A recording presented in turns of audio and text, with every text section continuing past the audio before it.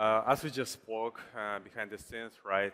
Every year, having a speech here, and I'm trying not to sell anything and just share our vision and my personal opinion about the market, how it works, what is the current narratives, what cycle we are at, and what is the best things that we can do now in order to be successful as investors, builders, and market participants. Today's speech is Brave New World, right? Why New World? Because, by my opinion, the market changed completely in the last 12 months, and we are on a very innovative and very new and on a very complex on the one hand and very opportunistic market stage on the other hand. Let's take a look and have like a quick recap of the past 12 months on the market, right? What happened, right? The major thing that really happened is that the US regulation reverts to be very crypto-friendly. And a lot of companies and a lot of other countries, treasuries, funds, banks, investors, family offices, at one moment became to be also crypto-friendly, which, as you can see on the market, right, drove the Bitcoin prices like to all-time highs. Even a few years ago, even a year ago, nobody could even say that BTC 100K is the near future. Now it is our like normal daily life, and nobody cares about it already, right? Genius X applied, which made stablecoin business and stablecoin landscape very hot, and a lot of stablecoin assets, year-bearing assets like normal stablecoin, are growing. And of course, regulatory framework the countries like Pakistan, UAE, Europe, and etc. also raise up. If you check in Twitter, if you check in, I don't know, crypto social media, etc., you will see that it's all the questions, right? Why is new alt season? When the market goes up, right? Why it's so bearish, etc., right? But it's not bearish. It's, as I said, it's different, right? Instead of asking when moon, right, or when market recovers, right, we need to see that and understand that market already recovered, but it's recovered differently, right? As I said, a lot of companies, people buy BTC because it is the only way in our unstable world to have control over the funds, to have control over the wealth, and to have a kind of protection of the inflation, right? I think most of you guys who are in the market not from the first time heard these words in 2017, 2016, 2014, but nobody took care it seriously. I mean, not about you, but in general, right? Now, this is exactly the words that the government says, that the bank says, that BlackRock promotes, right? And a lot of things changed in the last 12 months, right? Then, in general, regarding the questions, like when alt season, when stuff like that, right? When this coin will recover, why it doesn't go up, etc., right? We also should take into account that the market is much more smarter now, much more smarter. And if, let's say, a few years ago, you could sell idea, let's say 2017, everyone sold ideas. 2022, 2023, everyone sold like culture, everyone sold price. Now the market understands that ideas may not work, price is not the indicator, and something should be behind promises, something should be behind the charts, right? That's why for now we have very segmented and fragmented liquidity flows of the market. On top of everything, products and coins that you could see like Bitcoin, ETH, Solana, Falcon, Tron, I don't know, BNB, right? That have a real use case, a real utility, a real users that use these products, right? Not use case that someone could probably use it. No, people use it for the purpose, with the purpose, right?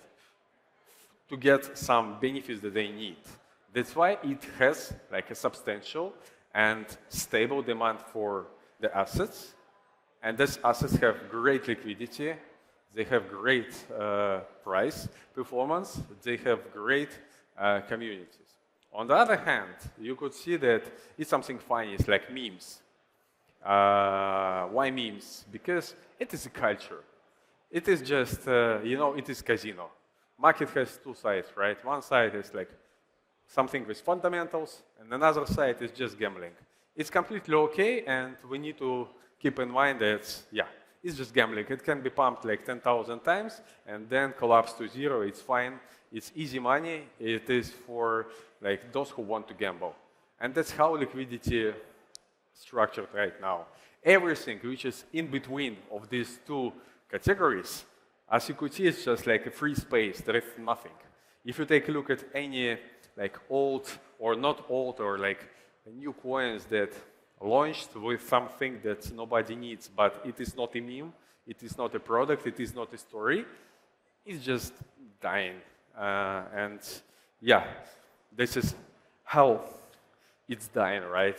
Someone launched meme coins, someone launched something without the token names, right? Let's say a new L2 or a new, I don't know, some financial disruptive technology, right? But if there is no users, there is no market for the product, right? If there is no real buyers for the product, not for the coin, but for the product, right, which utilizes this coin, everything goes to zero, right? And for now, I would say that you could see very promising like launches this year, last year, previous years with great investors, with great technology, with great, I don't know, community, but as a product, people didn't need it and people don't use it. For example, we have like layer 2 with like $40 trading volume, right? Then again, it's launched, someone buys these promises, then the market realizes that behind these promises, technology, marketing, investors, empty space, and this collapsed. And the current stage, if there is no gambling, which can go up and down, if there is no fundamentals, it's the only way for the rest, right?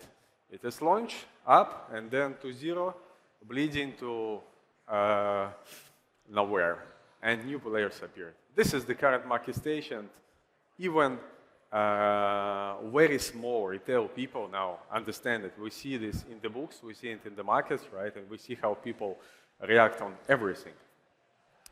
But as I said, everything not bad, it's just different. It's great, frankly, because products that raise money, products that gather attention, products that gather user base, products that deliver value to its users, to the market, that have some use cases, demand for the tokens.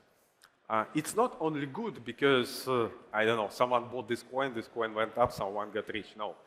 But also, these projects create examples, create references for new startups, for new founders, to replicate something, to improve something, to compete with them, to be a new superstars, right? To create new niches on the market. And it's very good that now we have enough liquidity on crypto space, we have enough of buyers, we have enough funds there that can finance real stuff. This is very good. And we had a few discussions this week with the guys, right, who are building, I know, perpetual dexes and, I know, some stable coins, whatever, right? They already have like users, they have volumes, they have revenues, they don't have coin. They started like product first. And even us, right? I don't know if you know or not, right? The day before yesterday, we launched like Falcon launched its token, right? But we also started with no token. First, we had like 2 billion FDV, right?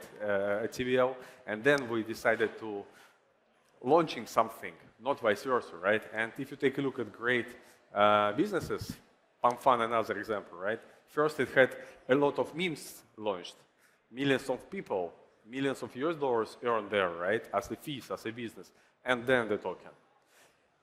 Token first, from my point of view, doesn't work anymore, only for those who are memes. And yeah, this is like a part of this new era market,